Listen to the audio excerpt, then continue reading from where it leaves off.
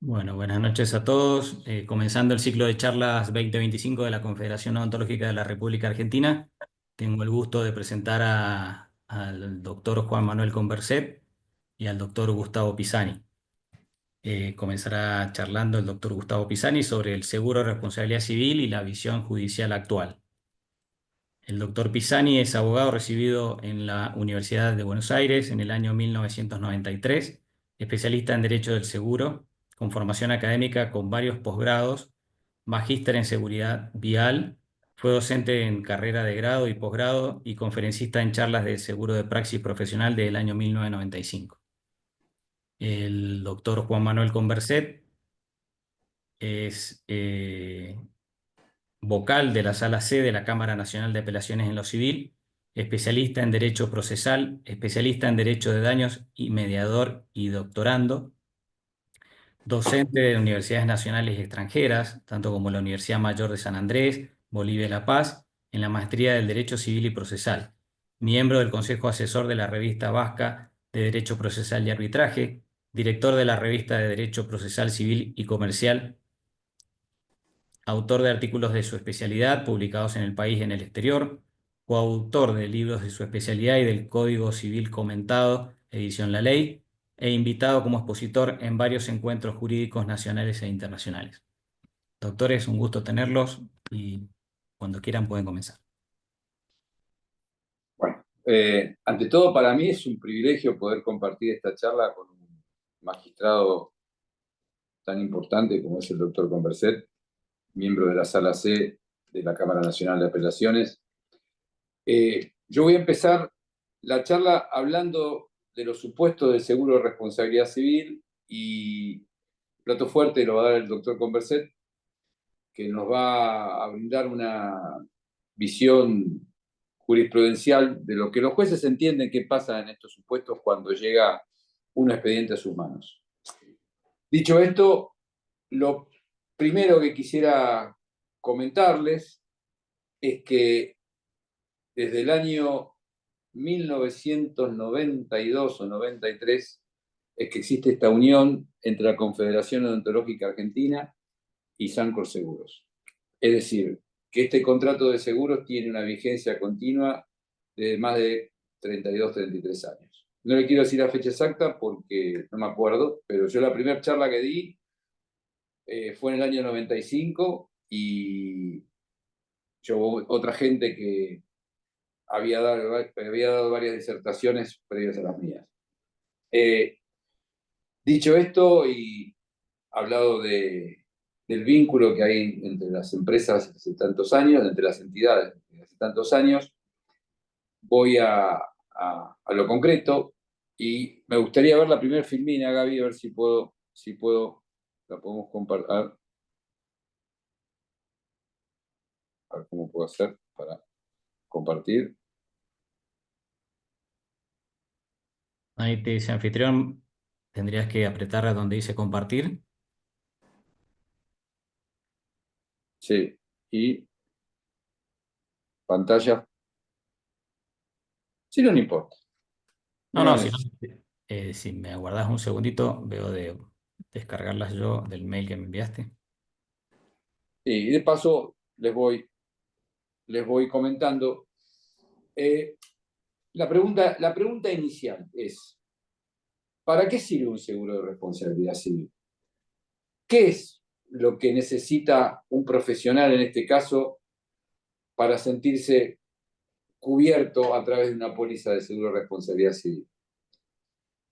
La primera respuesta es, el riesgo que se cubre al profesional odontólogo es mantenerlo indemne frente a un reclamo resarcitorio por un hecho, por una prestación odontológica que estuvieran dando. Esto es la base, lo esencial.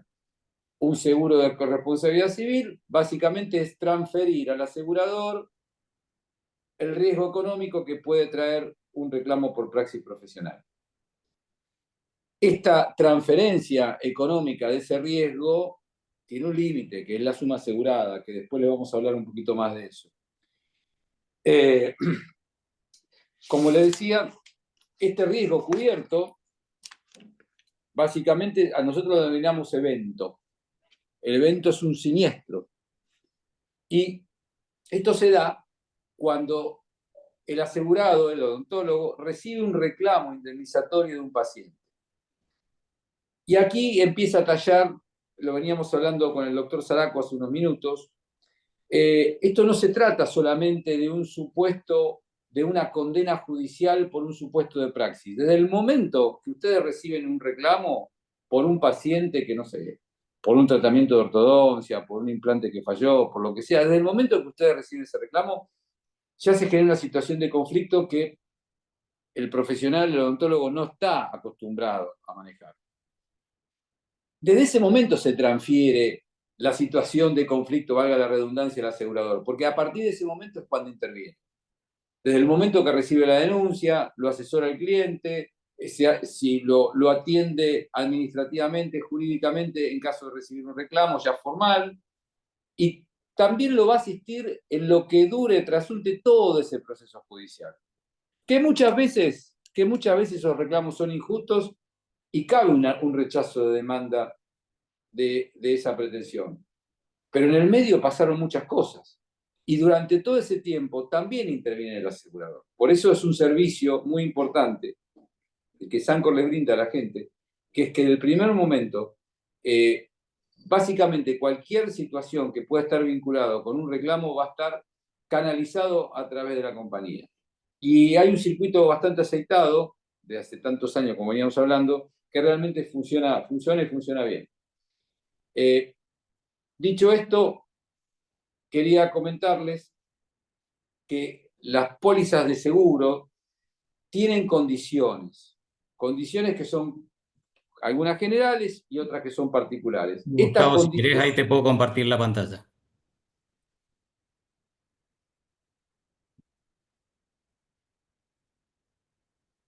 Ahí se Bueno, ve, sí, igual, ahí como vos está. digas.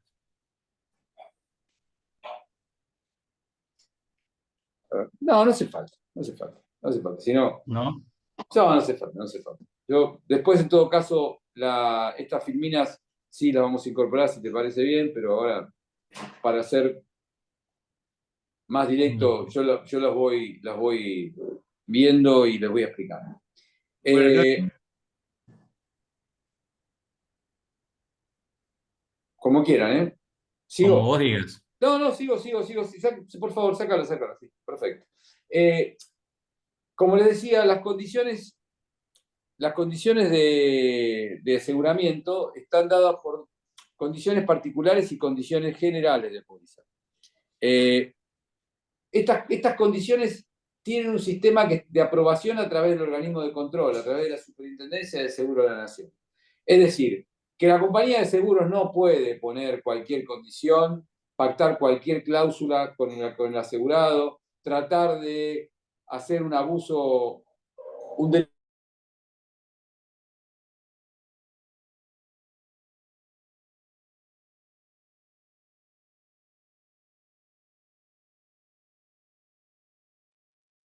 Se cortó el audio. Se cortó el audio.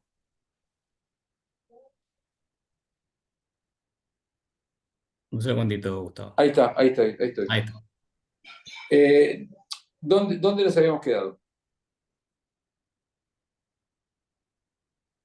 Te vuelvo a decir, las Eso. Que el condiciones asegurado no particulares, puede pedir cualquier cosa. exactamente, las condiciones generales y particulares de contratación, lo que genera en alguna medida que, como estos están sujetas a aprobación del organismo de control, que en este caso estamos hablando de la Superintendencia de Seguros, estas condiciones, estas cláusulas contractuales de ninguna manera pueden ser abusivas. Si de ninguna manera el asegurador puede enfrentarse delante del profesional y decirle, mira, estas son mis condiciones, si no te gustan, andate. No. Por más que uno quiera hacer eso, cosa que no se hace, el organismo de control dice, miren muchachos, estas son las condiciones. Ustedes tienen que pactar una suma asegurada mínima, tienen que respetar la ley de seguro honesto, tienen que garantizar el asegurado el otro, a su vez el asegurado tiene que respetar cuáles son las exclusiones. En definitiva, hay un marco legal que está controlado por el organismo estatal. Y para mí está correctísimo que así sea. Con lo cual, de esta manera, se genera una transparencia entre el vínculo asegurado y asegurador. Hay una ley del año 1963 que regula la actividad del seguro, que es la ley 17418. La ley vetusta, que ya tiene que ser modificada. Hay varios proyectos de ley donde se intentó y se viene intentando modificar el sistema de aseguramiento. Es que el problema de esta ley, con el número se verán que es una ley muy vieja, estaba diseñada para la década del 60, 70, 80. En estos tiempos modernos realmente necesita un retoque legislativo y que yo creo que en breve va a ocurrir. Después de esto le quería comentar, quería ir a algo que es bastante importante, creo que es definir cuáles son los supuestos de praxis profesional que por lo general más frecuentemente generan reclamos. Y aquí me meto en un temita. Lo que habitualmente uno más ve es la implantología. Desde mi punto de vista, es básicamente la vedette de los reclamos. Y acá vienen varios factores de imputación de responsabilidad, justos o injustos. Yo le hablo de que venga un señor y le diga, mira, este implante me lo pusiste mal, te equivocaste en esto, este implante se mueve, esta corona está mal puesta. Bueno, los supuestos de praxis que por lo general se dan, los más frecuentes son los implantes en maxilar superior, donde por lo general se necesita mayor tiempo de desintegración, mayor tiempo de colaboración del paciente y en algunos casos algunos problemas con la cantidad o la calidad del relleno óseo que se incorpora en el maxilar. De hecho, yo le comentaba al doctor Zaraco y al doctor Converset que he tenido varios reclamos en mi estudio donde lamentablemente más de un implante en el maxilar terminó migrando, justamente en el maxilar superior. Terminan en una intervención quirúrgica donde lo tienen que extraer al lado de la nariz, por así decirlo. Lamentablemente todavía se ven ese tipo de reclamos. Y aquí es el mayor, digamos, la situación de mayor conflicto porque cuando un paciente pierde un implante, especialmente de esta forma traumática, se generan situaciones, reclamos muy importantes. Generan reclamos muy importantes. Porque no solamente es volver a poner el implante, sino todo el tratamiento previo que esto implica, más el daño moral, el daño psicológico que importa una situación de esta naturaleza. Entonces, siempre lo que le pedimos a los profesionales que trabajan en implantología, que no duden en utilizar todas las herramientas que tienen a su mano para tener los estudios preoperatorios, prequirúrgicos, tomografía, lo que sea, para analizar de debida manera la capacidad bucal del paciente. A veces he visto también implantes grandes en lugares donde no caben, donde después les terminan corriendo parte de los dientes, especialmente en el maxilar superior. Y otra de las especialidades que últimamente está generando conflictos o supuestos de reclamos, por así decirlo, es en la especialidad de ortodoncia. ¿Estoy muteado o estoy bien? ¿Estoy bien? Perfecto, Se escucha perfecto. perfecto. Perfecto, ok. Entonces, en este escenario, en esta también especialidad, lamentablemente se ven con cierta frecuencia reclamos por ortodoncia. Y muchas veces se da por esa discusión científica que se brinda, que se da entre los profesionales, ¿no? Con el paciente, decir, mira, yo te voy a sacar 2 piezas para que el tratamiento de ortodoncia funciona bien, te saco 4, no te saco ninguna porque vos tenés capacidad en tu boca de poder acomodar los dientes sin necesidad de tener que hacer ninguna exodoncia. Lamentablemente, en más de un caso hemos visto reclamos donde, por no sacar las piezas, quizás correspondía hacerlo, yo no estoy discutiendo el tratamiento, por favor, quizás correspondía no hacerlo, pero por H o por B, después, todas esas piezas dentarias que se acomodaron a través de un tratamiento de ortodoncia de 1 año y medio, al poco tiempo volvían al estadio originario previo al tratamiento.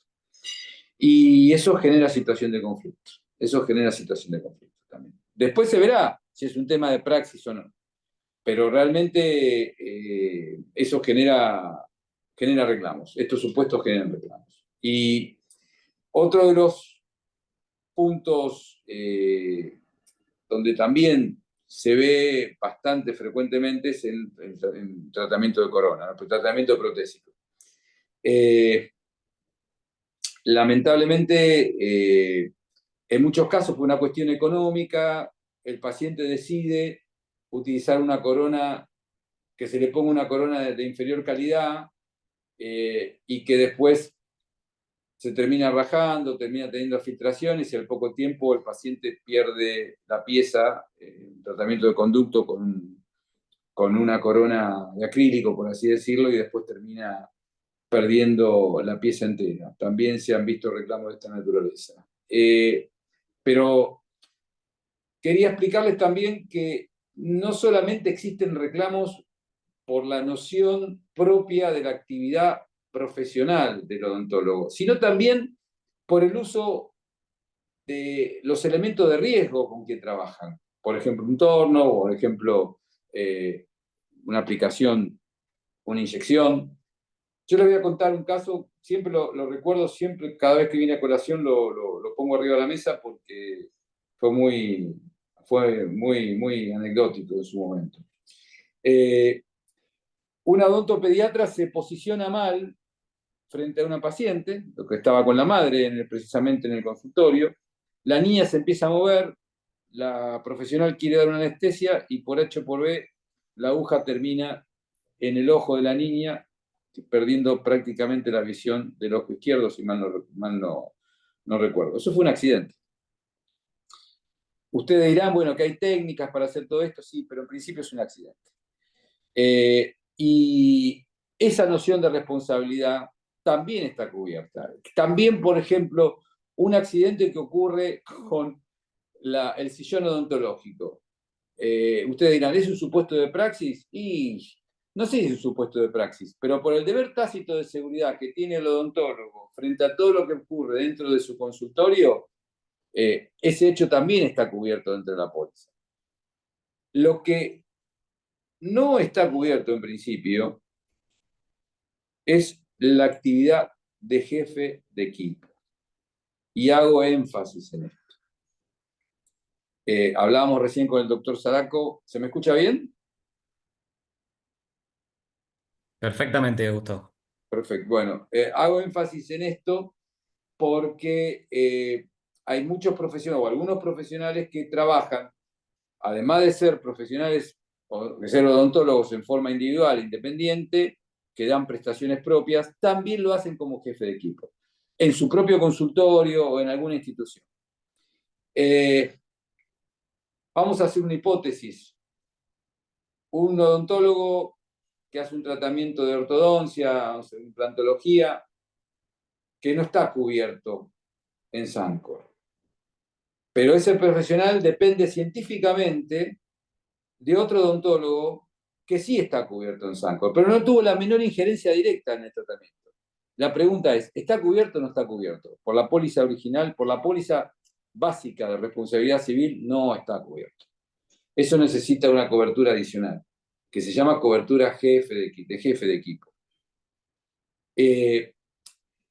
Y realmente las personas que trabajan con profesionales científicamente dependientes, y es una recomendación tenerlo, porque imagínense que no solamente uno cuando trabaja se puede equivocar, todos nos podemos equivocar, especialmente cuando trabajamos con gente a cargo.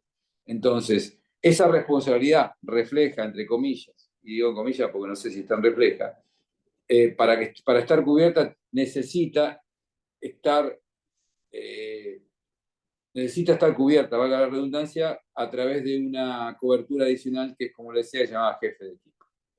Porque las características de un profesional odontológico es la habitualidad, permanecer a un sector científico, una presunción de honorosidad, digamos, de que se cobra por ese servicio, y autonomía técnica. Y estar sujetos a normas éticas y sometidos a un régimen disciplinario. Todo eso hace el trabajo individual de un odontólogo. Pero cuando esta persona, al mismo tiempo, trabaja con otros, digamos, profesionales científicamente dependientes, todo este supuesto se traspasa a terceras personas de las cuales, en principio, la cobertura no alcanza para responder. Espero haber sido suficientemente claro en este punto, porque para mí es una discusión, es un tema de cierta importancia. Porque se ha dado varios supuestos de casos donde el odontólogo piensa que está cubierto con esta cobertura cuando realmente no lo está. Con nosotros y con nadie, ¿no? Si no, no es un tema con Sanford, es un tema con cualquier compañía de seguro. Les voy a hablar ahora de la suma asegurada. La pregunta es, ¿qué es la suma asegurada? ¿Qué es la suma? La suma asegurada es la que se pacta en póliza. Es la que ustedes tienen al momento de contratar el seguro. Y por lo general se va actualizando una vez por año. No sé si, Gabriel, le estoy diciendo lo correcto. ¿Cada cuánto lo actualizan ustedes ahora?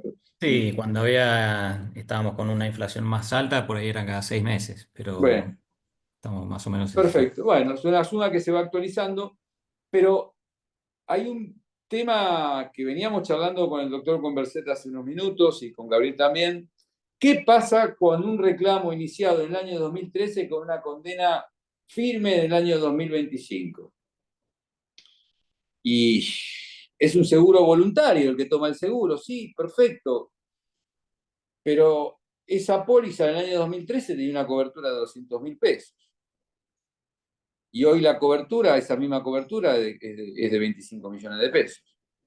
¿Y cuál es la que rige? ¿La del inicio de la prestación o la del momento que se dictó la condena firme? Y es una discusión que genera bastante polémica.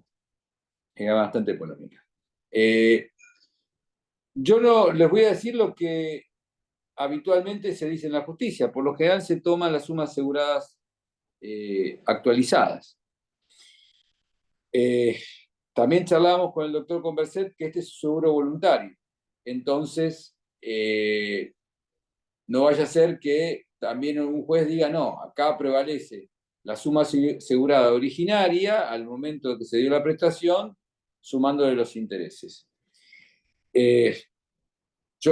Mi propuesta es tratar de actualizar la suma asegurada todo el tiempo que se pueda, mantenerla lo más alto posible en la medida que dé el mercado y evitar situaciones de conflicto que a veces se dan, porque el asegurador responde en la medida del seguro. Si hay una condena que supera esa suma asegurada, debo decirlo, queda a cargo del cliente. Por lo general, esto no ocurre. Pero esto no significa que no pueda ocurrir. Es decir, es poco probable, pero existe la posibilidad de que ocurra. Que una condena acceda a la suma asegurada y que el cliente tenga que, vamos a decirlo de esta manera, en buen romance, poner plata en su bolsillo para repeler el reclamo. Esto es un dato no menor, pero a mí me interesaba ponerlo de manifiesto y porque me parece que vale la pena mencionarlo en épocas inflacionarias como es esta. Y otro punto que es de vital importancia es que el profesional odontólogo es, en principio, como hablamos antes, por el tácito deber de seguridad, es básicamente responsable del paciente dentro de lo que puede ocurrir dentro del ámbito del consultorio. Un accidente con el sillón, se cae al piso y se lastima, se golpea con una A ver, es un seguro de responsabilidad civil de praxis profesional? En principio no, salvo que sea un accidente con el sillón odontológico, que de mi opinión, desde el momento que el paciente se sienta en el sillón, todo lo que pase ahí ya es responsabilidad civil profesional. Pero supónganse que la persona está en la sala de espera, se levanta, hay una baldosa suelta, se cae, se lastima. ¿Está cubierto por el seguro de responsabilidad civil odontológico? No. Eso necesitan también una cobertura adicional, que es una cobertura de todo riesgo operativo dentro del consultorio, que podría hacerse. Es poco probable que ocurran estas cosas. Eso, Gustavo, en la póliza que tenemos a través de Sancor, aquellos que están asegurados a través de Sancor, sí existe una cobertura por accidentes en sala de espera, por ejemplo. Y bueno, perfecto, perfecto. Acá me están apuntando, me dicen, Sancor indemniza con la suma asegurada actual más allá de que tenga la cláusula de ocurrencia. Esto es un dato no menor, pero yo, digamos, les tengo una cosa, lo que voluntariamente haga la compañía, después de tantos años de relación consecutiva con los odontólogos afiliados a través de la CORA, y otra cosa es lo que dicen las reglas. Y otra cosa es también lo que pueden opinar los jueces, a partir de los cambios que se van dando en el tiempo, ¿no? Porque no es lo mismo lo que, como hablábamos antes, de la ley de seguros, que está redactada en el año 1963, con las necesidades que puede tener un asegurado en la actualidad. Eso evidentemente se va a ir modificando, se debe ir modificando a medida que se van suscitando los hechos y van cambiando los vientos, por así decirlo. Mira, Gabriel, básicamente esto es una somera exposición que yo quería hacer sobre el seguro de responsabilidad civil,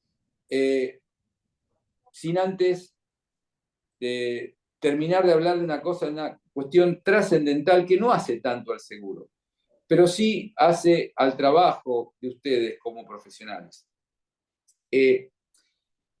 Digo, no hace tanto al seguro porque la última parte de este punto va derecho al seguro de responsabilidad civil. Y estoy hablando del consentimiento informado. Allá por el año 1993, la ley 26.529 determinó específicamente lo que sería el supuesto de consentimiento informado, lo que se llama derechos del paciente en su relación con los profesionales de la salud, las instituciones de la salud. Y en el artículo 2 habla específicamente de la relación con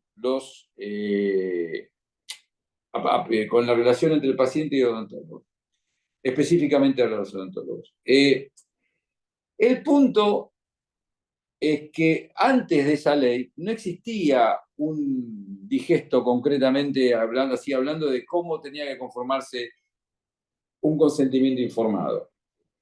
Ya con esta norma que entró en vigencia en el año 2009, si no me equivoco, 2009, el 21 de octubre de 2009, ya hay un catálogo completamente delimitado de lo que tiene que contener de mínima, de piso, un consentimiento informado. A partir de del año 2015, con la entrada en vigencia del nuevo Código Civil y Comercial, en el artículo 59 de esta nueva codificación, el legislador previó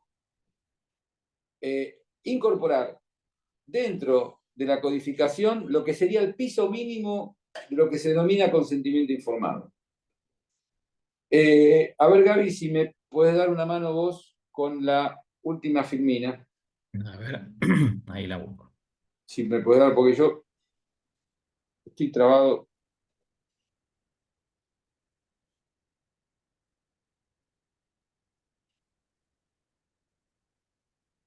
¿Esa? Consentimiento informado. No es para que la lean ahora. Esto va a estar, me gustaría que, como esta charla va a estar grabada, que esta filmina, especialmente esta filmina, en algún momento la lean. Porque es el ABC, es el decálogo de cómo tiene que empezar la relación con el paciente. Y acá hay un punto que es clave, y viene de la mano, y ahí sí, viene de la mano del seguro de responsabilidad civil, y de la noción de responsabilidad profesional imputable hacia ustedes. No es lo mismo, señores, que entre un paciente con una boca involuta que un paciente que esté con, digamos, que tenga varios problemas bucodentales. Digo esto porque es más de una oportunidad cuando se le pide la ficha odontológica a un paciente, a un profesional que tiene un reclamo, vemos que no solamente está incompleta, sino que no dice nada. Entonces, si usted empieza en la relación con un paciente que tiene dos implantes que tienen movilidad, que tienen varias caries, que tienen prótesis que están filtradas, que digamos que tienen problemas de ortodoncia, digamos. Todo eso tiene que estar delimitado, tendría que estar delimitado al inicio de la prestación. Y si el paciente se lo puede firmar, mejor. Y si no lo quiere firmar, no importa, pero básicamente sí importa, pero por lo menos que quede estipulado en la ficha odontológica todas esas preexistencias que tiene el paciente que inicia la relación con ustedes. ¿Por qué digo esto? Porque más de un caso se le reprocha responsabilidad jurídica por prestaciones que ustedes no hicieron y que lamentablemente, al no estar claramente delimitado cómo entró el paciente a la primera atención, es más difícil a veces poder repeler ese reclamo. Si ustedes siguen medianamente lo que establece el artículo 59 del Código Civil y Comercial de la Nación, que es básicamente una reglamentación de cómo tiene que ser una ficha, de cómo tiene que ser un consentimiento informado, les va a ser mucho más fácil después poder, no sé si quiero utilizar la palabra repeler, pero defenderse judicialmente ante un proceso que quizás sea injusto. Y esto, bueno, hago hincapié en esta circunstancia porque lamentablemente ustedes ya saben, muchos pacientes llegan a través de obras sociales, que van pululando de un odontólogo al otro, porque no están conformes con el anterior, o porque no consiguen turno, por lo que sea, van cambiando, y muchas veces a través de las prepagas o obras sociales. Entonces, en ese contexto se pueden encontrar, y seguramente se encuentran, con gente que tiene serios problemas bucodentales, que no se han cuidado, y a veces terminan pagando los platos rotos por prestaciones que no hicieron. Y por último, y no menos importante, quería comentarles lo que sería el plazo de prescripción. El plazo de prescripción liberatoria. ¿Qué es la prescripción? Vamos a definir lo que es la prescripción liberatoria. Es la liberación que tienen ustedes, los profesionales o cualquiera, en el paso del tiempo. La liberación de su responsabilidad. En este sentido, antes de la entrada del nuevo Código Civil y Comercial, con el viejo, lo que nosotros llamamos los abogados, llamamos el Código Velezano, es decir, hecho por el doctor Velezarfi, redactado por él. La prescripción, la liberación del reclamo por un supuesto de praxis era de 10 años. 10 años.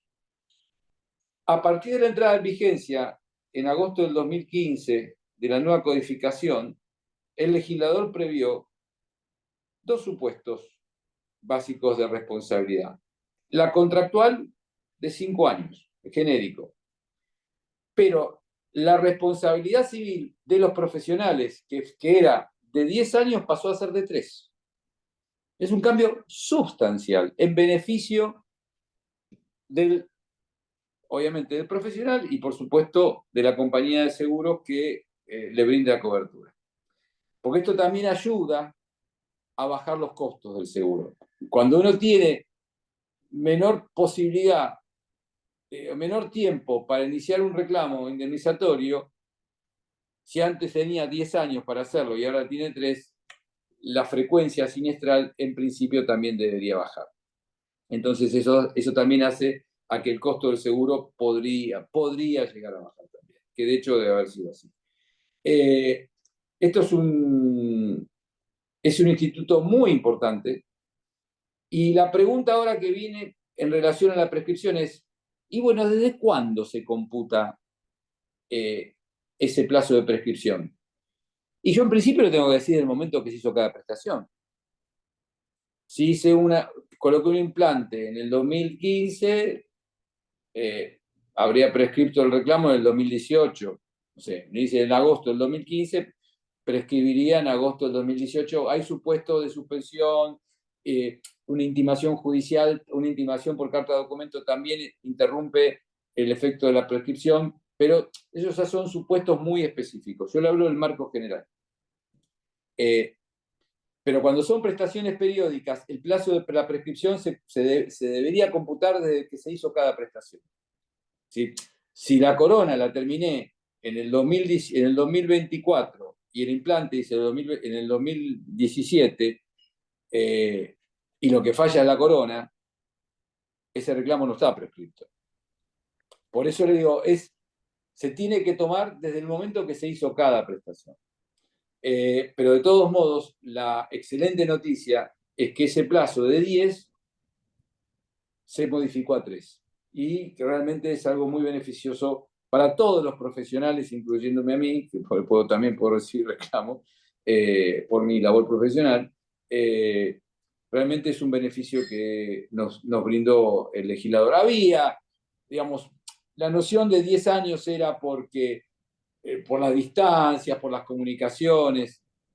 Hoy, en los tiempos más modernos, todas esas cuestiones ya muchas se fueron dejando de lado, con lo cual la inmediatez entre el conocimiento que se tiene de una prestación defectuosa y el conocimiento que tiene el paciente es de poco tiempo, es muy difícil.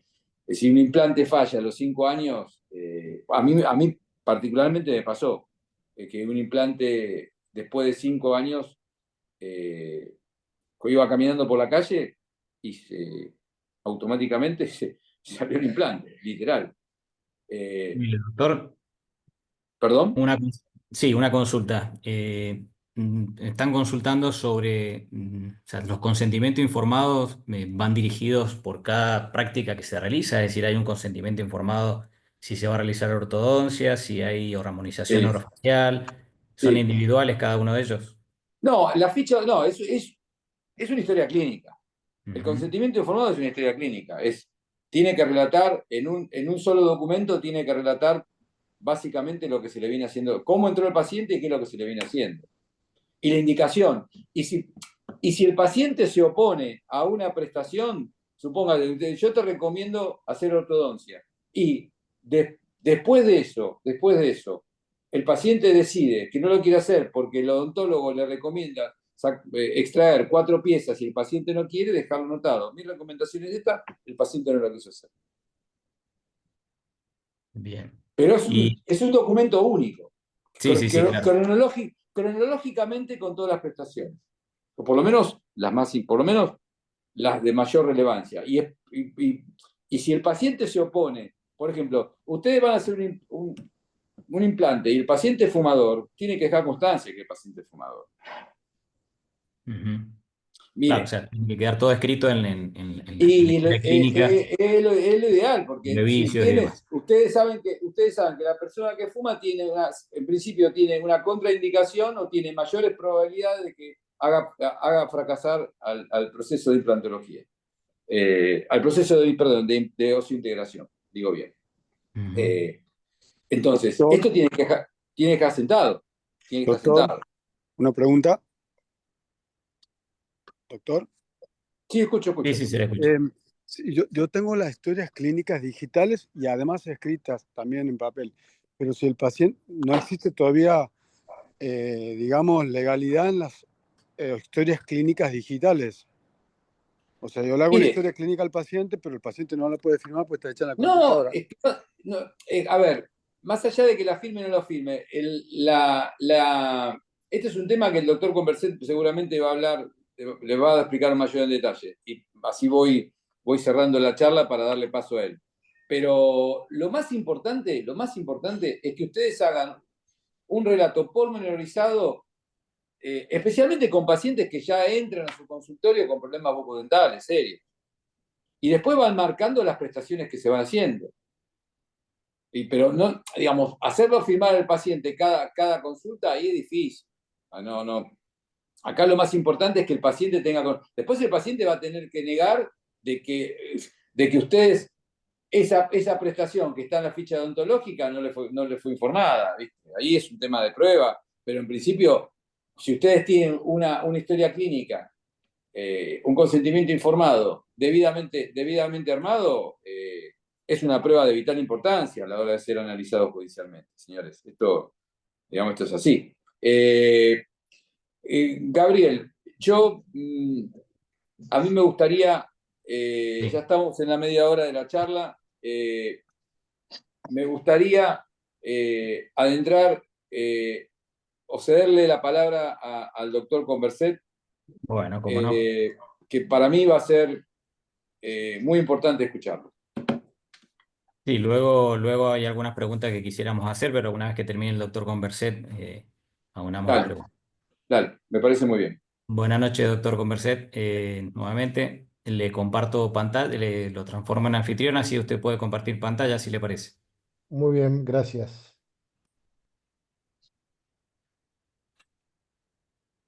Ahí estaría, doctor.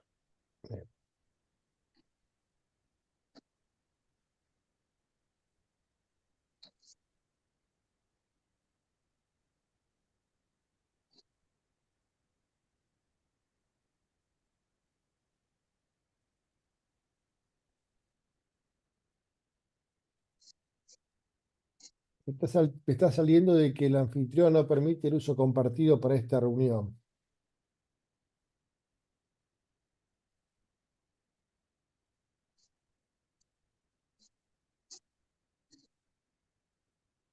Ahora sí.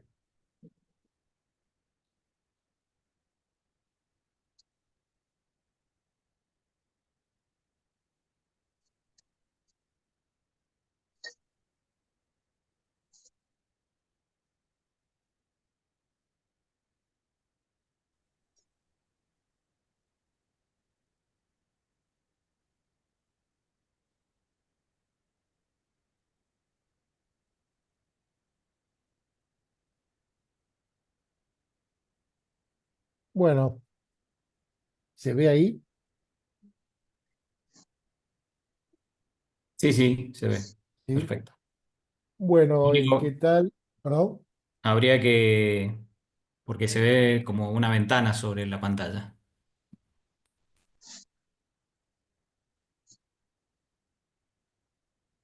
Ahora sí. Ahora está perfecto.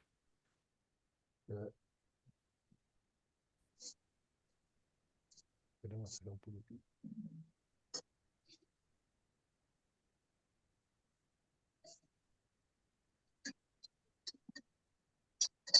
¿Se sigue viendo la ventana ahora? Porque sí.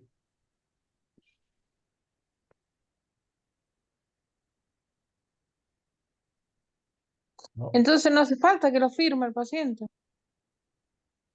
Se hace la historia clínica. Entonces él va a tener que demostrar que él no se hizo eso. O que no sé, o que no se lo quería hacer. Doctora Palmeiro, se escucha su micro. Ay, perdón. A ver, bueno,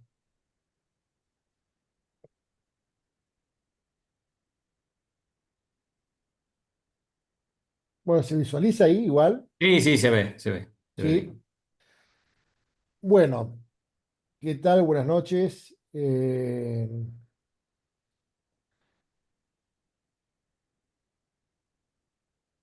Buenas noches. Espéreme Eh, vamos a continuar lo que venía comentando el doctor Pisani. Eh, Perdón. no sé si está grabándose la reunión, usted puede ver si se graba.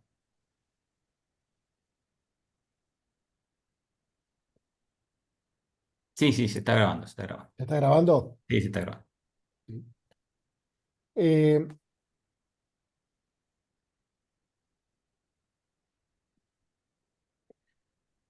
Vamos a continuar con lo que venía hablando el doctor Pisani. Mi idea más que nada es tratar de comentarles qué es lo que un juez observa o ve al momento de dictar una sentencia. Cuando llega una demanda de daños y perjuicios por una mala práctica, llamada mala praxis, lo que se sucede generalmente es que viene la parte actora, la persona damnificada, y hace todo un relato del por qué él considera que lo profesional incurrió en alguna negligencia, en algún error. Cuando de ese reclamo se le da traslados, digamos, se escucha al odontólogo, al profesional, generalmente lo que encontramos ahí es una versión totalmente distinta de lo que le manifestó la persona que inicia el reclamo. Consecuentemente, en esa tarea es donde se encuentran los tribunales. Es decir, ante un reclamo tenemos dos versiones, la versión del que lo está reclamando y la versión de aquella persona que supuestamente hizo la práctica. Ahora, la prestación odontológica es un servicio médico especializado en la atención y cuidado de la salud de las piezas dentarias que constituyen el aparato masticatorio. Por lo tanto, todo el régimen concerniente a la responsabilidad de los médicos en general también se va a aplicar a los odontólogos. Es decir, también es aplicable a otros profesionales del arte de curar, como acabo de decir, los odontólogos, en todo lo que sea compatible con sus tareas.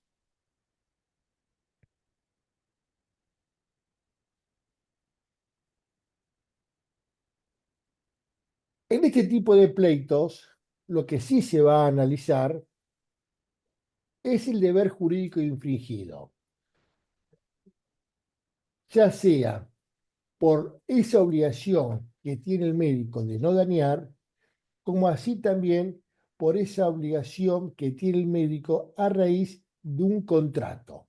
Como bien explicaba hoy Pisani, hay una responsabilidad contractual y una responsabilidad extracontractual. Consecuentemente, lo que se va a ver acá, cómo fue que actuó el médico en esta responsabilidad contractual. Disculpe, doctor, pero no se Sí, ve bien la pantalla del PowerPoint de la presentación, no se ve completa, sino que se ve pantalla partida con un texto al lado que va corriendo. Es una pena porque se ve la pantalla, la pantalla dividida. a ver ahí. No, es como que la presentación no. Ahora sí, ahí está perfecto.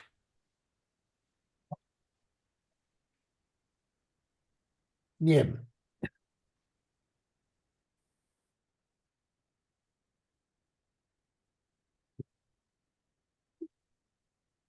En este contexto, donde vamos a ver el tema de la responsabilidad del profesional, vamos a ir analizando y viendo cuál es la responsabilidad que le cabe en esa actuación. Uno de los temas que siempre se viene hablando, si esa responsabilidad del médico es una responsabilidad de medios o de resultados.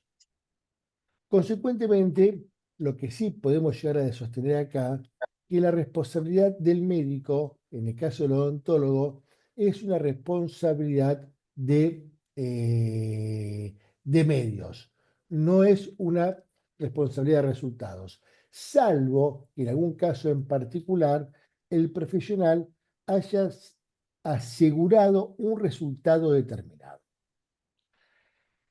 Otra de las cuestiones que se debe tener en cuenta es que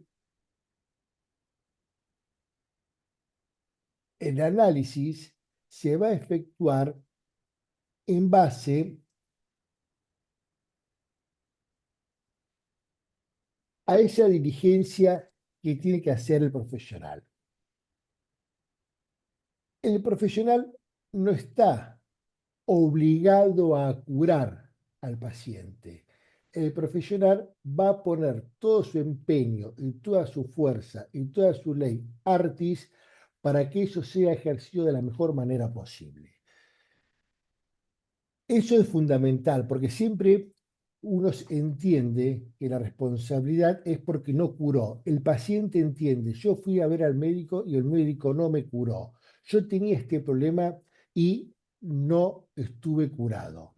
Eso no hace a un tema de responsabilidad médica y un tema de responsabilidad profesional. Eso hace a las circunstancias que fueron rodeando al paciente. Hoy comentaba el doctor Pisani que en ciertas circunstancias lo que sucede es que llega un paciente con determinadas características. Entonces, ¿qué es lo que se va a analizar? Se va a analizar la diligencia esperada de un profesional prudente. Eso es lo fundamental. Todas estas cuestiones que uno viene comentando, obviamente que ustedes la tienen en cuenta, la conocen, la saben. Pero acá lo más importante y lo más interesante, donde a veces recurrimos a esa figura del, del que me tiene que curar y tengo que salir perfecto, eso realmente no es así. Otro tema a tener en cuenta es, en este juicio de daños, es la participación que tienen los actores, los participantes en el juicio. Una cosa fundamental es que todos participen en el pleito. Hay juicio de mala praxis por unos implantes, como comentaban, por un tema de ortodoncia, porque se nos quedó la aguja adentro del diente, argumentando que fue producto de que el paciente se movió o se dejó de mover. Hay un montón de cuestiones que se pueden llegar a suscitar en un juicio. Ahora, el juez es abogado, poco sabe de medicina. Y como el juez es abogado y poco sabe de medicina, lo que va a tener en cuenta en un primer lugar son esas cuestiones que yo les comentaba al principio de esta charla. Es qué fue lo que comentó el damnificado y qué fue lo que comentó el que supuestamente provocó ese daño. A partir de ahí, lo que es totalmente relevante en esta clase de juicios es la prueba pericial. La prueba pericial es la columna vertebral de un juicio de mala práctica, de un juicio de mala praxis. Como todos saben, en un juicio tenemos distintas clases de peritos, de acuerdo, que eso va variando al tipo de daños que se reclaman. En un tema odontológico hay un perito médico, un perito odontólogo, que a su vez había que ver también si no podemos recurrir a distintas especialidades.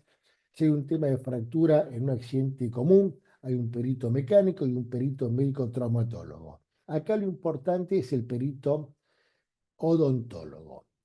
Ahora, hoy les comentaba la importancia que tiene que tener en un pleito la participación del odontólogo que intervino en esa práctica. Independientemente de la póliza, el monto de póliza, si tengo que responder o no tengo que responder patrimonialmente, también está en juego la dignidad profesional. Y si está en juego la dignidad profesional, lo importante es la participación en ese peritaje. Participar en el pleito y participar en ese peritaje. Uno de los grandes problemas que acecha hoy al Poder Judicial, y esto lo digo eh, eh, perteneciendo hace más de 30 años al Poder Judicial, son los peritos que tenemos. Hoy por hoy, para ser perito en la justicia, lo único que es necesario es tener un título de abogado, un título profesional, y presentarse ante la Corte Suprema y decir, yo soy odontólogo, yo soy médico, yo soy psicólogo, hace 3 años me recibí y listo. Ya está puesto en ese lugar como perito. Nosotros los jueces, cuando tenemos que resolver, ¿qué hacemos? Recurrimos a los peritos. Son esos peritos que hoy les comenté. Muchos de los peritos que participan no están recertificados en las distintas agrupaciones o los distintos centros médicos que correspondan. Vos sabés si tenés médicos u odontólogos que trabajan como peritos, que lo último que hicieron fue cursar en la facultad y nunca más ejercieron. Constantemente vivo diciendo que nos encontramos con expertos inexpertos. Esos expertos inexpertos son los que nos dan a los jueces la información. Y muchas veces sucede que esas pericias están diciendo cómo actuó el profesional, y si uno agarra los antecedentes del perito y si uno agarra los antecedentes del profesional, nos encontramos que el perito, como recién lo comentaba, terminó la facultad y dejó todo, y el profesional realmente tiene un montón de diplomas. Eso no quiere decir que el que tiene un montón de diplomas no cometa una mala práctica, ¿eh? Puede ocurrir, pero acá lo paradójico es que nos encontramos que esta persona, este experto inexperto, está diciendo cómo fue la actuación. Y lo más peligroso de todo esto es que a veces recurrimos al señor Google, googleamos algunos párrafos de las pericias y la información fue sacada de algún texto de internet. Eso sucede en la realidad. Por eso la importancia que tienen que intervengan los profesionales en el pleito. Hoy les comentaba que es importante que el perito, que el perito convoque a la pericia, que convoque a los profesionales, que son ustedes las partes, y a su vez ustedes que recurran a una figura que es el consultor técnico. Ese consultor técnico va a ser un asesor de ustedes que interviene en el proceso y va a permitir que a su vez el juez tenga mayor información cuando se recurre a esta prueba que es, vuelvo a repetir, es la base y es la columna vertebral del pleito. Cualquier expediente o sentencia judicial que ustedes puedan leer de una mala praxis médica, sea cual fuere la rama, van a ver que se decide con una prueba pericial. Por eso insisto que ustedes participen y intervengan en la pericia. En algunos supuestos sucede que el profesional No sabía que estabas en un que curso. comete la Que te infracción, lo que tuve.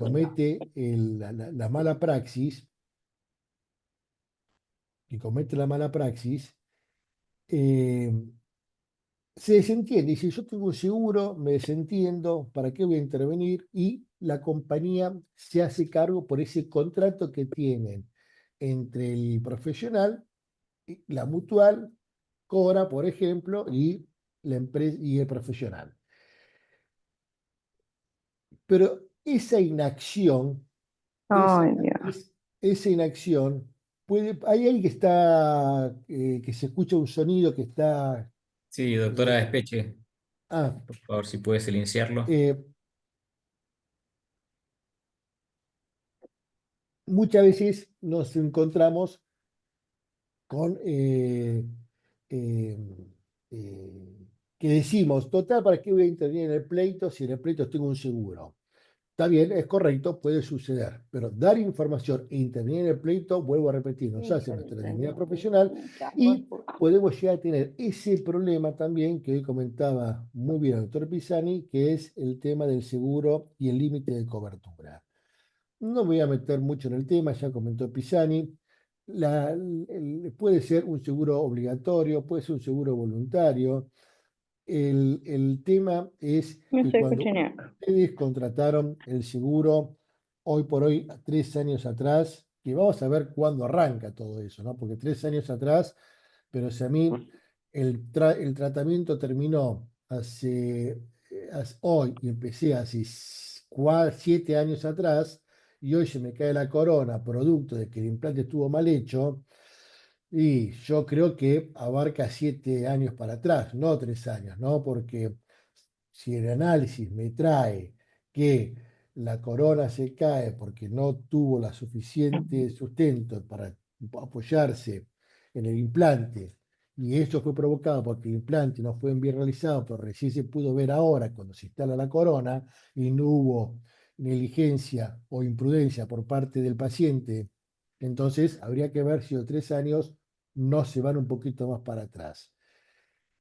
Entonces, el valor asegurado, hoy por hoy, en muchas de las pólizas que ustedes van a ver, que tienen en su computadora o en su teléfono, tiene un monto totalmente irrisorio.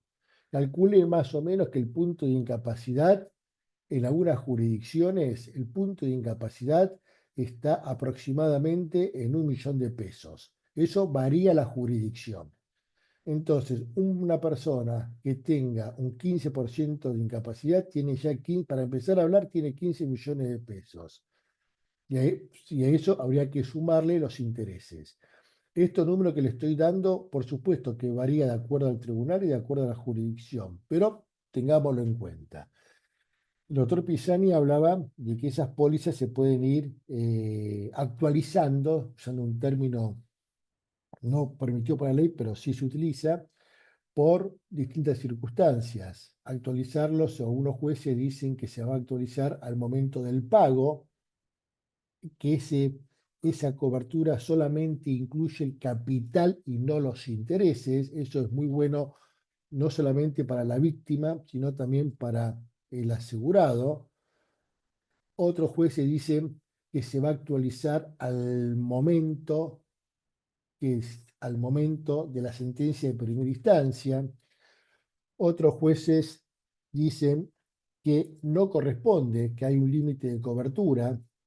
Otros jueces miren y comentan que se debería actualizar teniendo en cuenta el valor del dólar al momento de que se contrató la póliza. Fijémonos la cantidad, hoy por hoy, la cantidad de pautas que estamos teniendo, y que esa cantidad de pautas, si nosotros no intervenimos en el proceso, nos puede llegar a perjudicar no solamente en nuestra dignidad profesional, sino también nos puede llegar a perjudicar económicamente.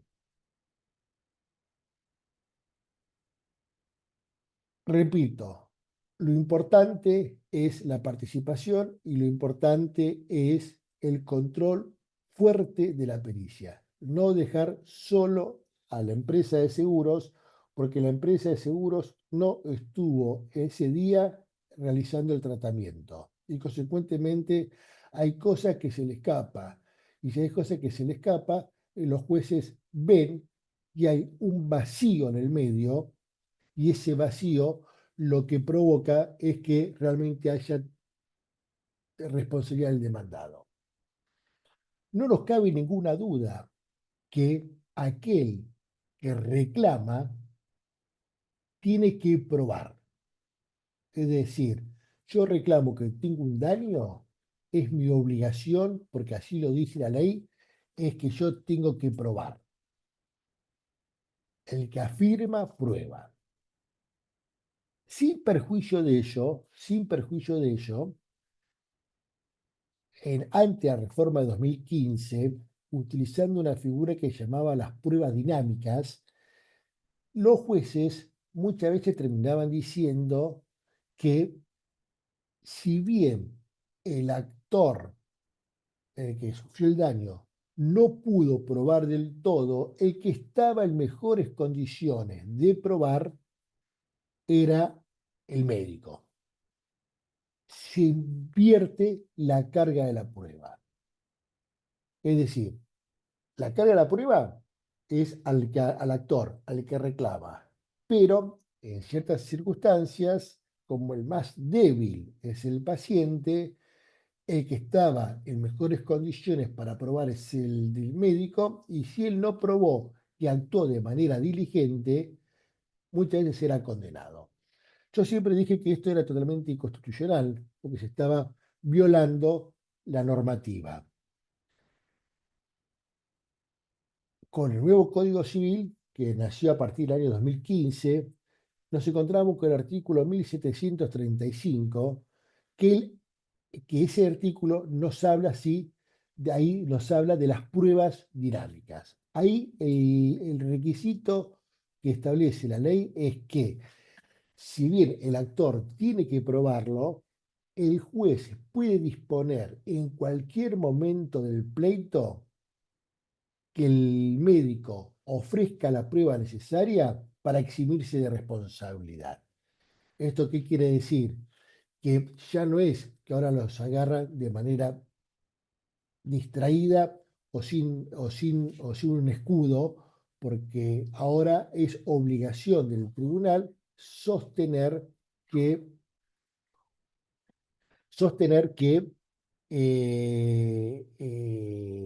el juez debe explicarlo por una resolución fundada que va a hacer uso de estas facultades, y ahí sí se le da la posibilidad, vuelvo a repetir, de que el médico ofrezca prueba. Por eso vuelvo a repetir, capaz que soy bastante insistente, pero me parece que es muy importante la participación del médico en el pleito. No quiero dejar de lado, que también lo tocó el doctor Pisani, dos temas fundamentales: el consentimiento informado y la historia clínica.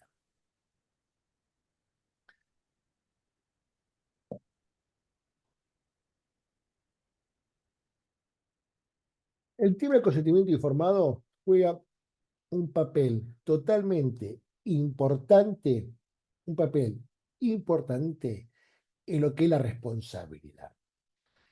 ¿Cuántas veces sucede? Me ha pasado a mí, le ha pasado seguramente a algunos de ustedes, que concurren a un centro médico, van a atenderse o fueron a tener familia, y ya con la camilla le hacen firmar ese consentimiento informado. El consentimiento informado es la declaración voluntaria, como viene acá dice la Filmina, de recibir información clara y adecuada. Garantiza la autonomía y decisión del paciente. El paciente es autónomo, el paciente puede elegir hacerse el tratamiento o no hacerse el tratamiento. Y en este consentimiento informado tiene que estar el diagnóstico, los riesgos, las alternativas que se puede llegar a provocar en el momento y el pronóstico. Todo eso tiene que estar estipulado en el consentimiento informado. Hoy, como bien explicaba Pisani, lo encontramos en la normativa del Código Civil. Eso es fundamental, que el Código Civil introduzca las pautas del consentimiento informado es importantísimo. Y esto lo hace ¿para qué? Para proteger al médico. Ahí tiene las pautas, porque si esas pautas no están, no puede eximirse responsabilidad. Es decir, está todo ligado. Es decir, ¿cómo vas a probar vos que fuiste diligente si no me estás adjuntando el consentimiento informado, donde vos le comentaste al paciente todo lo que te pasa, todo lo que te puede pasar, las alternativas que vas a tener y los riesgos que vas a tener? Acordémonos que dijimos que el paciente es autónomo, él puede elegir. Entonces, es de extremada importancia esto. Y obviamente que el consentimiento informado tiene que estar y está totalmente ligado a la historia clínica. La historia clínica también es el ABC. Tanto el consentimiento informado como la historia clínica es la primera herramienta que va a pedir el juez para ver cómo fue esa práctica médica. Es decir, se va a analizar el paciente, se va a analizar la parte dañada, la persona que reclama. Se va a ver qué fue lo que el odontólogo informaba en historia clínica, los tratamientos que se le fueron dando, cómo se los fue siguiendo, qué estudios preliminares se pidieron. Eso es fundamental. Digamos, antes de iniciar una práctica que sea más o menos invasiva, y sería bueno tener este estudio previo. Hay que pedirlo, porque toda esa recopilación de información a ustedes, al médico, le va a servir para exonerarse de responsabilidad. Una de las cosas que sí está aprobada psicológicamente y socialmente es que muchos juicios de mala praxis médica se llevan a cabo por la mala relación médico-paciente. Cuando hay una buena relación médico-paciente, la circunstancia que ocurrió fue porque ocurre, hay juicios que no se llevan a cabo, hay juicios que no son sometidos, hay temas que no son sometidos a las prácticas tribunalicias.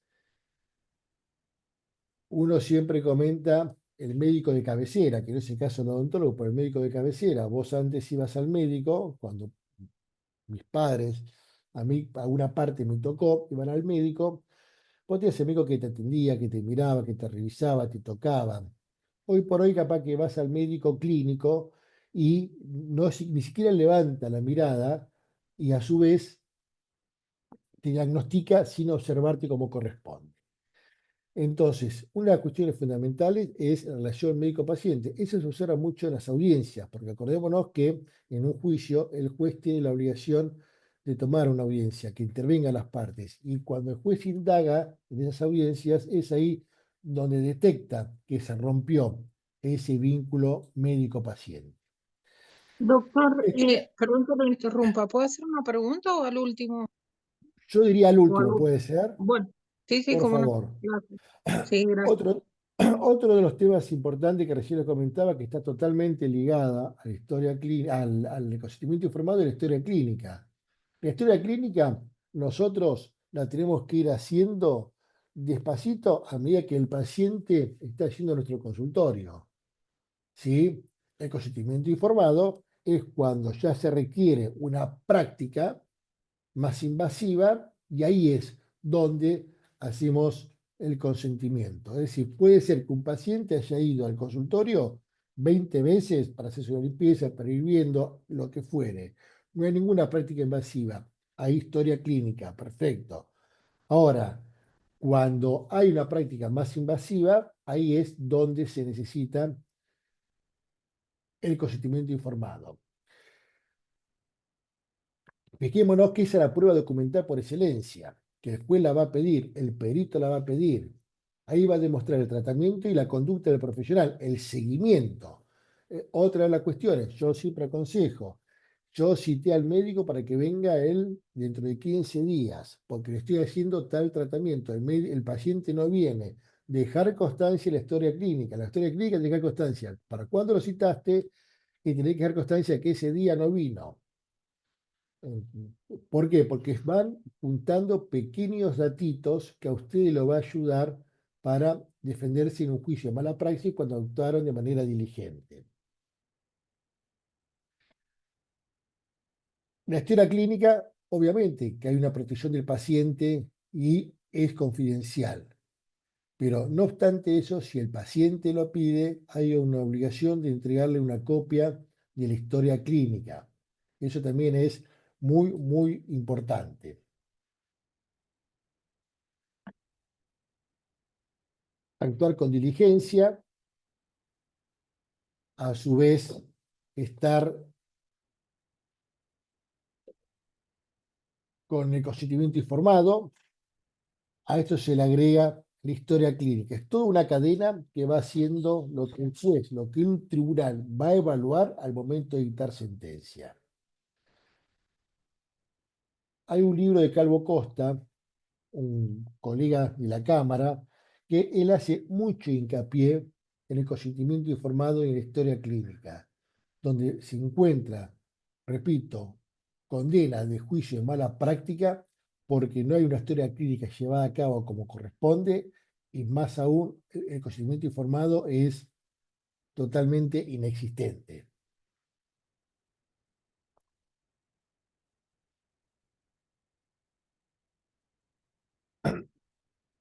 Para ir terminando, ya más que nada también por la hora, eh, estas son las pautas que yo entiendo que se debe tener en cuenta.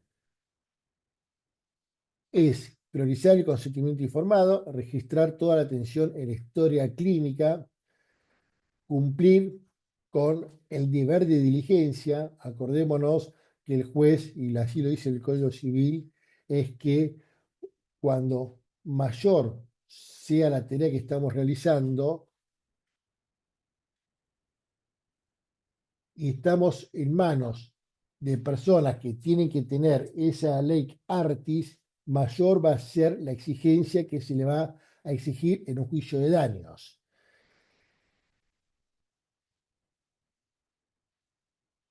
Conocer la norma de responsabilidad y defensa del consumidor. Acá hay que tener en cuenta que entró muy fuerte la ley de defensa del consumidor, entró muy fuerte la protección al más débil, y hoy también comentábamos que la responsabilidad del jefe de equipo, independientemente de que el seguro te cubra o no te cubra, hay una responsabilidad del jefe de equipo. Generalmente lo que se considera que está fuera del equipo médico es el anestesista, pero el resto se entiende que está dentro de todo lo que es el equipo médico. Estoy hablando de la medicina en general, ¿no? A su vez, eh,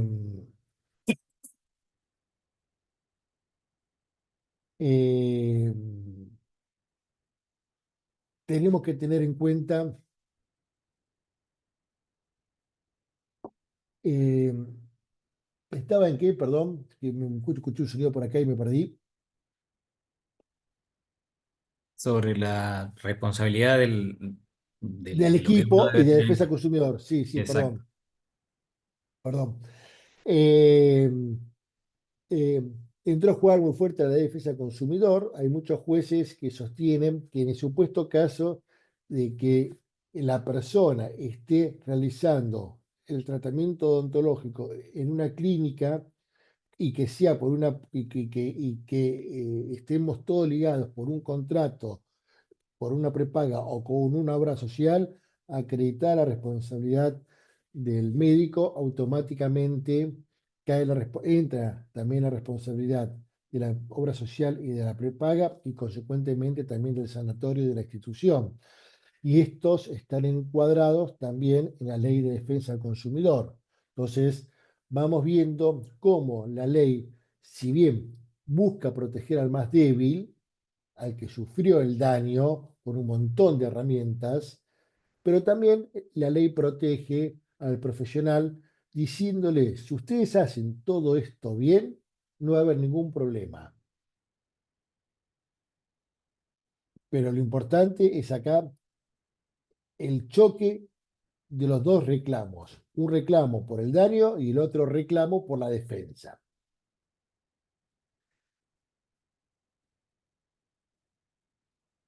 Entiendo que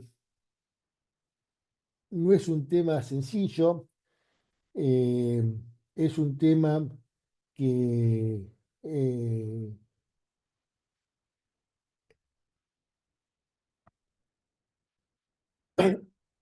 que en los tribunales se introduce cada vez con más fuerza el tema de responsabilidad médica, está entrando el tema de responsabilidad del odontólogo también. Por eso lo importante es concientizarnos a los fines de evitar algún problema cuando tenemos las herramientas necesarias para protegernos en un juicio de una eventual mala práctica. Bueno, yo ya doy por concluida la parte que me tocaba. Por supuesto, estoy a disposición de ustedes para lo que necesiten. Bueno, excelente, doctor. Sí, había el Un- doctor Pisani también. estoy para hacer antes que nada, bueno, agradecerle a Juan Manuel con la simplicidad que explicó un tema tan complejo como es como es la cuestión de la responsabilidad médica y en especial la responsabilidad del odontólogo en el marco de una noción de la culpa y en el marco de una noción de la responsabilidad de riesgo, clarificar lo que estábamos hablando del consentimiento informado, la diferencia entre el consentimiento informado y la historia clínica. Pero antes que nada quisiera hacer una fe de ratas, porque me retaron hace un ratito y con razón. Me estaban diciendo, para beneficio de que vos tampoco lo sabías, Gaby, yo la verdad, porque cada institución tiene una cobertura distinta, por así decirlo. La cobertura que incluye, que tiene la CORA, incluye la de jefe de equipo. Con lo cual, es realmente una super cobertura la que tienen, no una cobertura, una super cobertura. Así que bueno, quería aclararlo porque la organizadora de seguros, con justa razón, me retó y digo, tenés que aclarar esto, y la verdad que no lo sabía o me había confundido con el concepto de otras coberturas. Así que, dicho esto, ya habíamos hablado de lo que es la cobertura de jefe de equipo, y entonces lo importante es que sepan es que tienen esta cobertura, que tienen Está este ampliada, digamos. seguro, que realmente es un súper seguro, por así definirlo. Así que bueno, bravo, bravo con eso, bravo por Sam. Y también hay que tener en cuenta que a veces hasta el jefe de equipo, hubo condenas con el jefe de equipo, porque el jefe de equipo daba instrucciones en una guardia pasiva desde la casa. ¿Se dan cuenta? Fíjense la negligencia que hay por un lado a veces y lo que provoca la responsabilidad, ¿no? Un jefe de equipo dando órdenes o cómo seguir el tratamiento de la casa por teléfono ante un caso de responsabilidad médica, ¿no? O de atención médica. Pero a mí lo que me impactó es la descripción que hiciste de la, digamos, de cómo organizar lo que es la ficha odontológica, la historia clínica odontológica y el consentimiento informado. Es decir, las diferencias, pero al mismo tiempo, en qué momento se amalgaman. Claro. Y especialmente, señores, cuando el tratamiento es invasivo. Eso es clave. Otra cosa, Gustavo. ¿Qué edad tiene que tener el paciente para que dé o no dé su consentimiento, ¿no? Porque acordémonos que el artículo 26 del Código Civil habla de los menores entre 3 Exactamente. y 6 años que pueden hacerse tratamientos sin el consentimiento de los padres. A partir de los 16 años se considera que son adultos. Un ejemplo muy tonto que a veces pongo.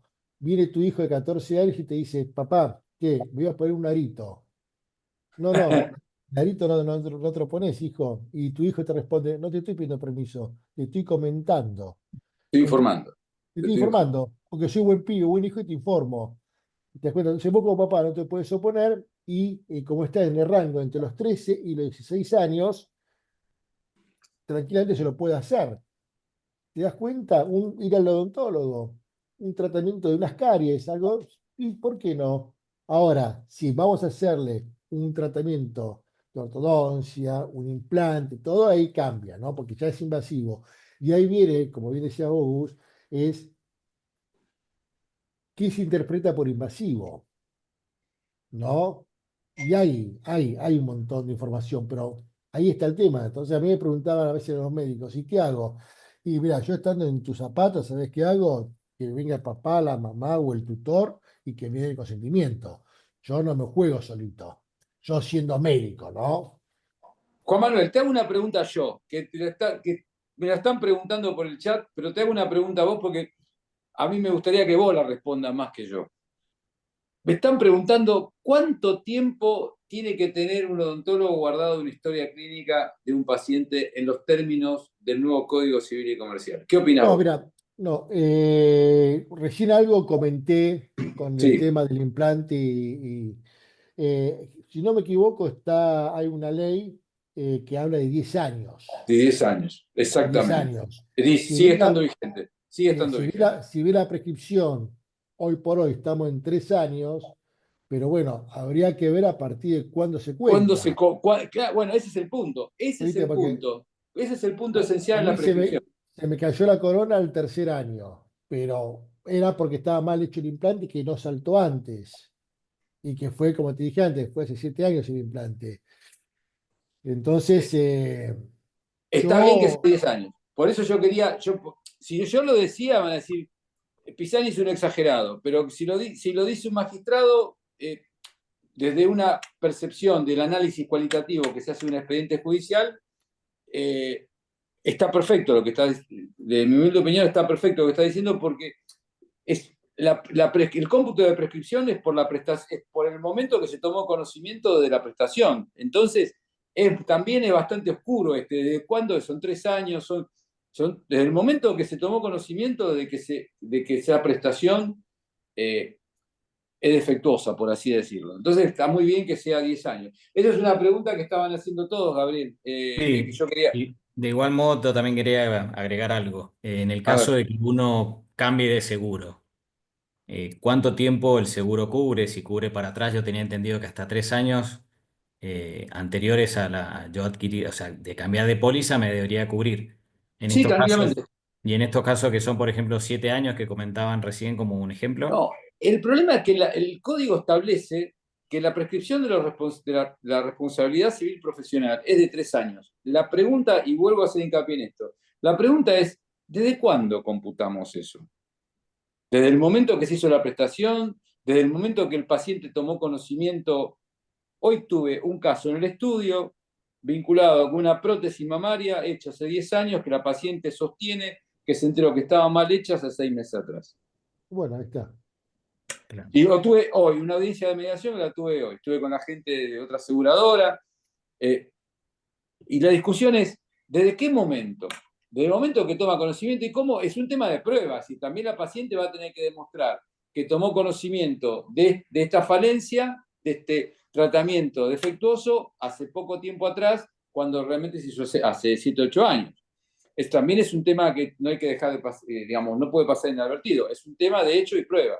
Pero, y otro punto que es esencial que dijo el doctor Converset, es cuando se refiere a los expertos e inexpertos. Señores, es importantísimo que ustedes colaboren en los procesos, porque más allá de la plata se está hablando de la honra, de su trabajo, y más de una oportunidad, lo voy a decir, el doctor Converset no lo dijo, lo voy a decir yo. Yo sé de peritos que hace 40 años que no tocan un paciente y hablan de la calidad del trabajo de otro que ni siquiera están a la altura del profesional demandado. Y esto lo he visto en más de una oportunidad. Eh, por eso es importantísimo lo que dijo el doctor Converset, que es que la cooperación del odontólogo, pero no solamente cooperar con la compañía de seguros, sino que también estar presente en el pleito porque eventualmente si hay una condena, esto también afecta a la honra, obviamente que afecta a la honra y al trabajo del profesional. Vamos con las preguntas, Gaby, así como llama Y cómo no. Están consultando sobre las historias clínicas digitales. doctor Converset. ¿Quién mejor que yo?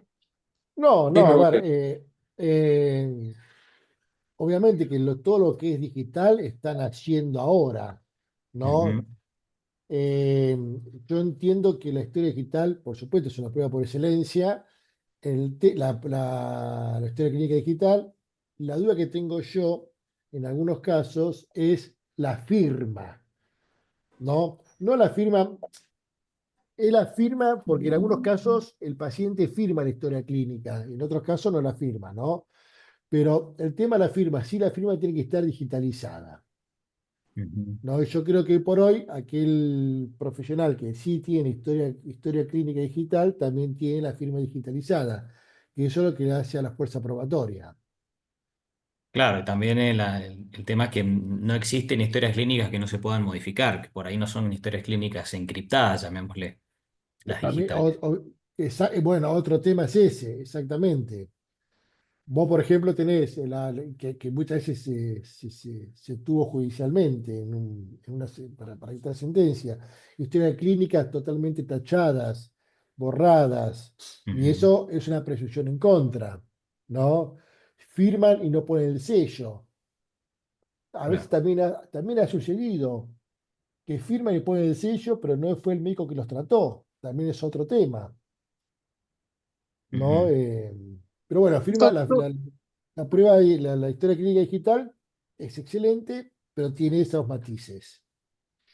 doctor, Ujú. disculpe, yo pregunté lo de la historia clínica, que las tengo todas en la computadora y no sé, me resultaría muy engorroso. Por cada prestación hay que hacer entonces un consentimiento, entonces tendría como una pieza llena de papeles, porque Yo ahora no con la dije eso, ¿eh? computadora lo... Lo, ¿Cómo?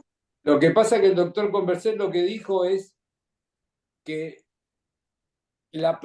cuando una prestación es invasiva, fundamentalmente, Ah, bueno, claro. cuando es, o me equivoco, Juan Manuel. No, Claro, ah, yo me refiero, digamos, si la prestación es de rutina, en mi modo de ver no hace claro, falta consentimiento informado. Ya ahora cuando avanzamos un poquito más, ahí claro. sí.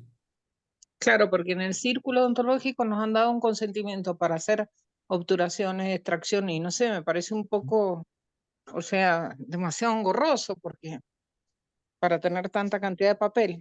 Por eso. Bueno, gracias. Igual, Sí. otra pregunta, Gaby.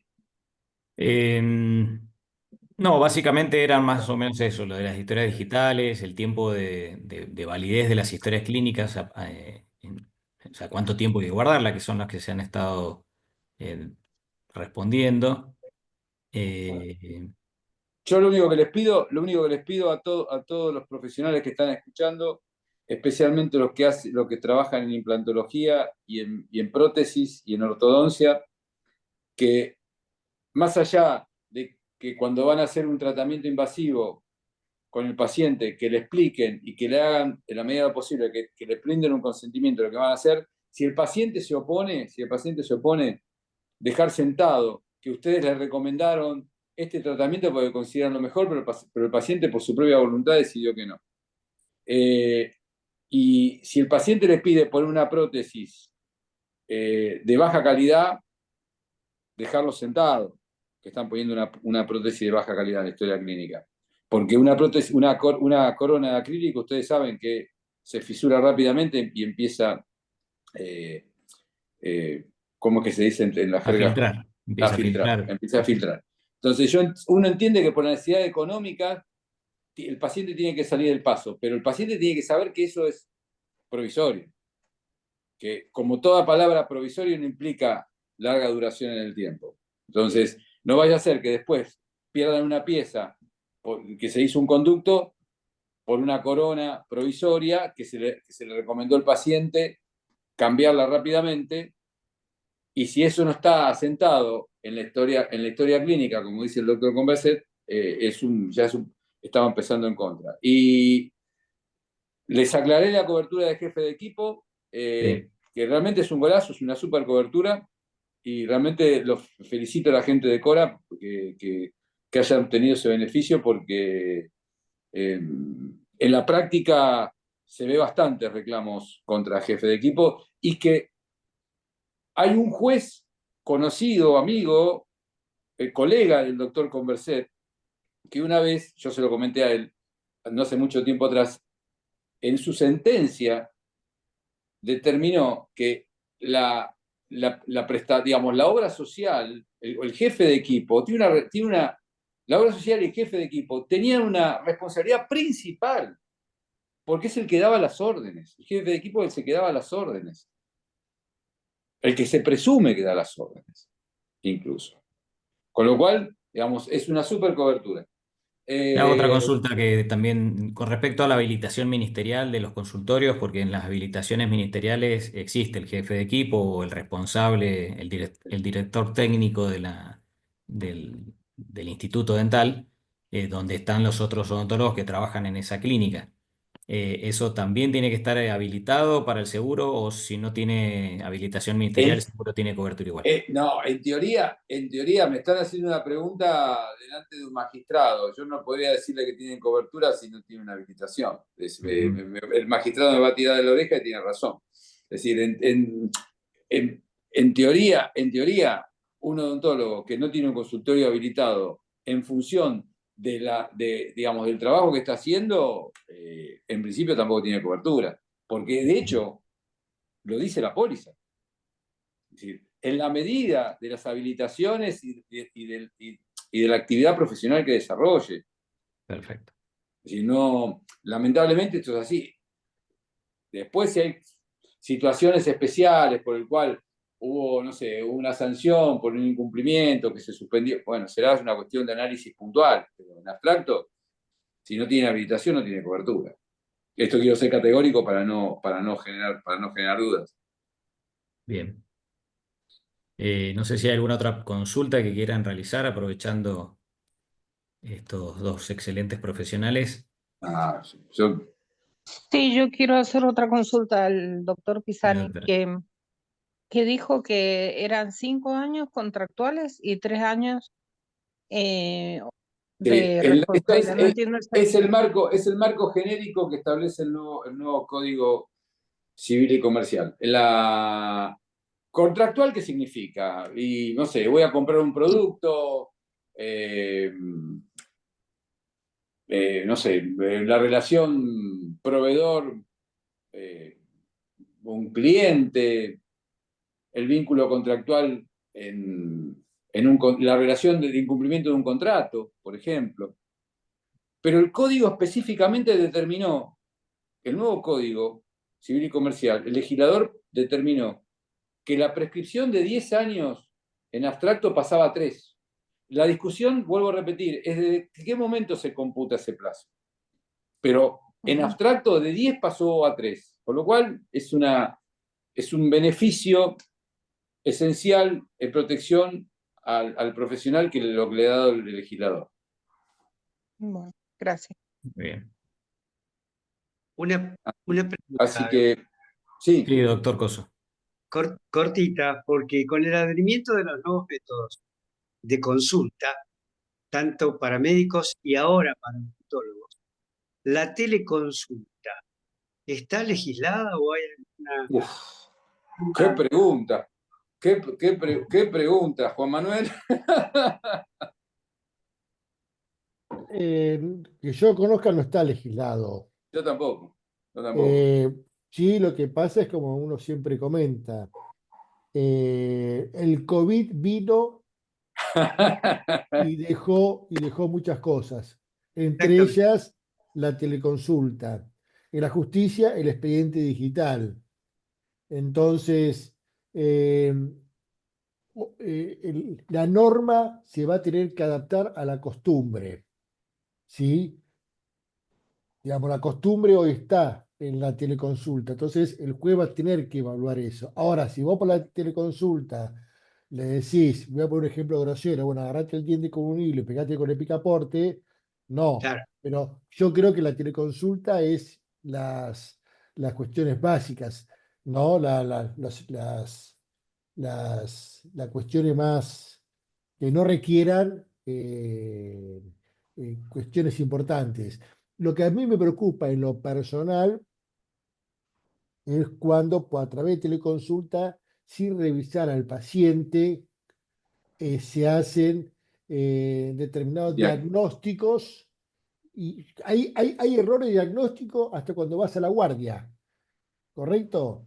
Sí, Imagínate cuando, por ejemplo, vos, Gustavo, por ejemplo, imagínate por una teleconsulta, ¿no? Por eso creo que la teleconsulta hay que utilizarla de manera moderada.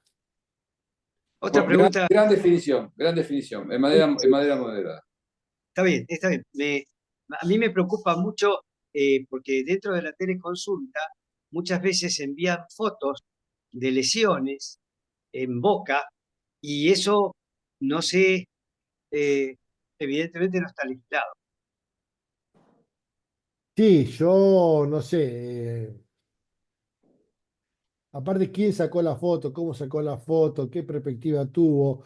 eh, yo creo que ustedes tienen un trabajo excelente y es artesanal a veces, ¿no? Porque se tienen que meter en la boca y ver todo el panorama. Yo creo que vos no puedes trabajar una pieza dentaria si tenés lastimada la otra. Digamos, capaz que estoy diciendo una burrada, pero es un trabajo muy, muy minucioso que tienen ustedes. Entonces, no sé, diagnosticar por una foto, no sé, es algo que sea algo. Dar un ejemplo sencillo, doctor. Dar un ejemplo sencillo que los odontólogos presentes me lo van a entender. Una verruga por un HPV. La verruga por HPV es de transmisión sexual. Me mandan una foto, me piden un diagnóstico. ¿Cómo se legisla eso? ¿Qué? No hay nada. No, Bueno. hoy por hoy no. Bien, eso es lo que quería Señor- escuchar. Señores, Gabriel, Sí, no es Gustavo. no es que quiero cortar mambo, ni mucho menos. Yo por mí me quedaría 2 horas, Sí, pero quisiera primero darle las gracias al doctor Converset, sí, que muy bien. tan amablemente y desinteresadamente se acercó cuando le propuse participar de esta charla. De primer momento me dijo que sí, siempre estuvo a disposición. La verdad no tengo palabras. Y para mí fue un privilegio que él haya estado conmigo en esta conferencia, en esta charla, porque planteó temas muy, muy, muy interesantes y muy profundos y hizo un análisis cualitativo del trabajo pericial que realmente es una descripción de la realidad lo que planteó. Así que yo no tengo más que agradecimientos y lo quisiera liberar a él, quisiera agradecerte, Gaby, también la convocatoria. Acá estamos y en lo personal espero haber sido lo suficientemente claro con el análisis de las coberturas y los supuestos de responsabilidad donde más frecuentemente se dan los casos. Y nada, simplemente agradecer otra vez la convocatoria. Y, Bueno, y no, agradecerte a vos, Juan Manuel, tu desinteresado interés, valga la contradicción, en poder participar en esta charla. Siempre, no es la primera vez, debo confesarlo. Hemos tenido otras charlas y siempre, la verdad, siempre dispuesto, inclusive en este horario. Así que bueno, muchas gracias, Juan Manuel, gracias. No, Eh, yo te agradezco a vos, agradezco a Cora, siempre que necesiten algún tipo estos tipos de conversaciones, de charla a disposición. Traté de bajarla, no en términos técnicos, sino lo más llano posible, a los fines de que todos podamos entenderlo, ¿no? Porque hablar con términos técnicos me resulta más fácil a veces que con términos Obviamente que sí. donde me adapto al público para que me entiendan, ¿no? Porque no es fácil entender el que nunca estuvo qué es un juicio y cómo analiza un juez el caso cuando lo tiene en su escritorio, ¿no? Eh, por eso espero que lo hayan comprendido y bueno, agradecerle a ustedes, a Cora, por, por estos minutos muy agradables. no, los agradecidos somos nosotros. La verdad que excelente disertación de ambos. Les agradecemos enormemente que no hayan aplicado términos técnicos porque es cierto, nosotros como odontólogos nos da mucho miedo esto del juicio, los siniestros, etcétera, etcétera, porque uno obra de la mejor manera que puede y por ahí, por algunas actitudes o por quién sabe qué, bueno, nos caen esas cartas documentos que nos hacen temblar a todos. Así que les agradezco mucho, doctor Converset, bueno, desde ya siempre agradecido y tomamos la palabra también de que cualquier duda que tengamos nos comunicaremos, por supuesto, siempre a través del doctor Pisani. Así que bueno, les agradezco a toda la participación. Gustavo, ya sabes que eh, sos excelente disertante. Ya el año pasado tuvimos una muy buena disertación con la mayor cantidad de vistas de YouTube, así que eso indica de que la charla fue más que especial. Así que bueno, no los entretengo más. Sé que mañana tienen que No, ir temprano, así que muchísimas gracias. gracias a todos, gracias a todos, Gracias. gracias Juan Manuel, gracias a todos de vuelta y para cuando necesiten, acá estamos. Bueno, gracias. Que tengan muy buenas noches. Bueno, voy saliendo, gracias. Hasta luego.